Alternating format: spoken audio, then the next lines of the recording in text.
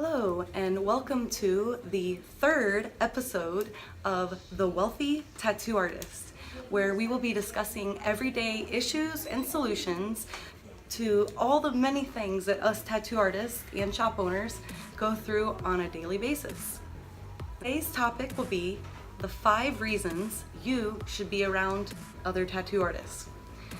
And I know it's not the easiest thing. Tattoo artists are a special breed, as I say, and as my father has said before, artists in general just have their own way. So we're not always the easiest to be with, let alone when we're all artists and we're trying to mesh together.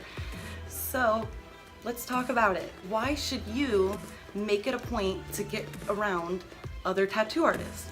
Now, the one is a given, and that's seeking out artists that are way better than us and where we want to be. That one's a given. Obviously, we can learn so much from an artist that is better than us, but let's just talk about just everyday life as a tattoo artist. Why is it beneficial to have other artists around you, even if they aren't way better than you, or even if they're not your favorite type of artist, or whatever the matter is? No matter how knowledgeable they are not in this career. They are not doing the things that we're doing every day, so they just don't know, right? So just like a nurse knows a nurse, a tattoo artist knows a tattoo artist as far as the lifestyle, what we deal with every day. Obviously there's going to be different levels and different people, like some maybe aren't as busy, some are, so obviously there's going to be a little bit of differences in our daily life, but for the most part we know what it's like to be hunched over tattooing for hours at a time, dealing with clients, dealing with our own, being happy with what we do. All that is just so much to deal with. So let's talk about these 5 things. The 5 reasons you should be around tattoo artists more often, right? Fellow tattoo artists. So number 1 is going to be the accountability factor. Huge.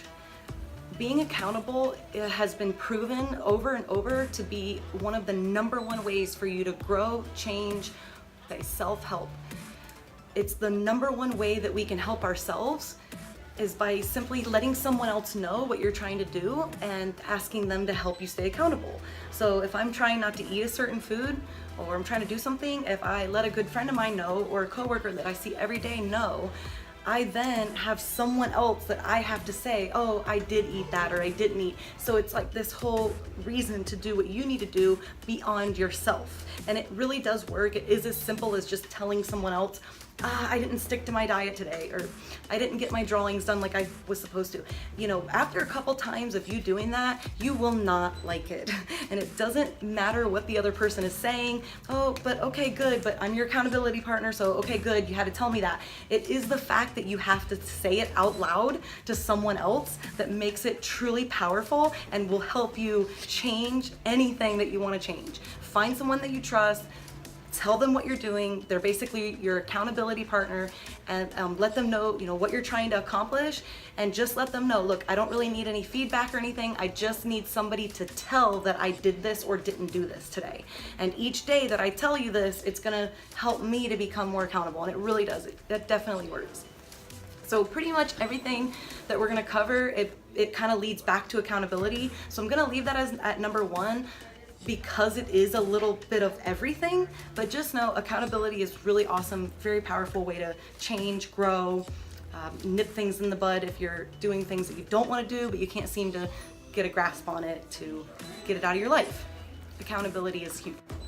All right, so number 2. This one I like a lot. This is really great. So number 2 reason you should be around other tattoo artists is going to be to compare. So to compare inks, needles, cartridges, machines. I can't tell you, I love, that kind of shop talk. It's great. We learn so much. As long as you go into something like that with the right thought process, which would be just, open-mindedness, like really, as long as that is a factor, and if you have artists that are willing to talk to you, obviously that's a thing too, but I would say definitely, to be able to compare what inks work better for someone, what technique is huge, being able to actually talk about and compare technique, huge. Can't do that over video. You just can't, it's not the same over even live conferences and stuff like that. It's just not the same as working daily with people that you can, rub elbows with a little and learn little things that they're doing, and or the way that they say it might be different than the way your mentor is saying it or how you've learned it in the past. And it might just be just the right words that you then understand it, take it in, and can utilize it. So again, people say things differently. Being able to learn and compare things with another tattoo artist is so awesome in the way of getting that little bug in your ear to be able to maybe change some things and try new things, because now you know someone or multiple people that is using it. You didn't just see it, on the internet, you actually got to talk to somebody that's using it and getting their firsthand experience from them. The answer is always no if you don't ask. So none of this is any good to you if you're not willing to open up your mind, keep it open, so keep an open mind and ask your fellow colleagues, fellow tattoo artists questions. Obviously, if they don't mind, not everybody's gonna be cool, but if they are, ask away. Number 3, to stay productive and focused. I know when I have colleagues around me, I don't wanna be the only jackass on the phone looking at Facebook or Instagram when everyone around me is painting, drawing, tattooing, creating, making money, whatever it is, they're doing something, and I'm the one that's always scrolling. No, not if I have a bunch of artists around me that I admire, respect, all of the above. I'm gonna stay focused, I'm gonna stay busy, and therefore I'm gonna be productive.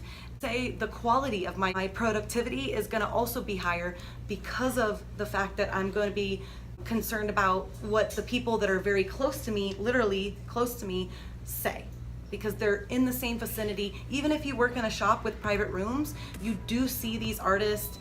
If you don't, right? Try to, because that is gonna be how you get sharp. Iron sharpens iron, and that's just the way it is. Number 4 is a little funky if you were to say, because you might interpret this differently, but I like it a lot because it's been a really big eye-opener for me personally, and it's understanding why, right? So if we are around other tattoo artists and not just ourselves or the select few, we will start to understand why people do what they do. Why is it that that artist uses that product, right? Or why is it that that artist tattoos in that way, right? And so once we understand why, we then understand everything else, basically. So I love that, you're around people, you can then figure out why they do something. Another example would be how I often will tell my apprentices, no, you don't need to do that, or don't do that because of this. Well, later on, I'll find out that there are artists that do it that way. I figure out why, so then I don't automatically think, oh, it's not right. It's actually to understand why it is right and why it may work for my apprentice. It's pretty cool. So this one is to keep everyone accountable in the way of knowing your limits. So not all artists are good at this, but what helps is when you have other artists around you that can kind of help you check your ego, okay? So keeping the ego in check is even easier when you have artists around you. You're gonna be able to decipher whether you should say no to certain projects or not, because you're gonna be held accountable by someone besides the client. Where a lot of times the clients love us so much that they're gonna let us do whatever we want, and although we may want to do that, it could be out of our league or out of your skill range for that time being, obviously, because we are all growing, we're always getting better, it's key. So that's a good way to be able to help you decipher and get a second opinion, even taking the art to another artist and saying, what do you think? They know what your art looks like, hopefully by now. You've been around them a little bit. If they don't, have them take a look at it. Have them critique you if they don't mind. If you think you're still at that level that you still need critiquing, do it. It's the only way we can get better. To this day, even after all my years of tattooing, I always ask my colleagues, what do you think? What would you have done differently with this piece? Or, you know, if I can get away from my client for a minute, I'm thinking about doing this, what do you think? Right? So it's always good to get a second opinion, and it really does just keep our egos in check and help us to not do things we shouldn't be doing with those extra set of eyes and extra set of opinions. I'll add, leave them where they are as far as opinions. As they say, if it don't apply, let it fly, right? So always remember that too. They are just opinions, so don't be afraid to get them. Don't be afraid to leave them as well, right? So opinions are opinions. And last but not least, number 5. This is gonna be pairing styles and technique. Huge, huge, huge. Obviously, this is something you should be doing anyways. If you go to conventions, if you watch videos, you should be doing comparison of techniques compared to what you're doing, what the other person's doing, how does it look, how does it heal. That's another thing. We don't really see a whole lot of healed stuff.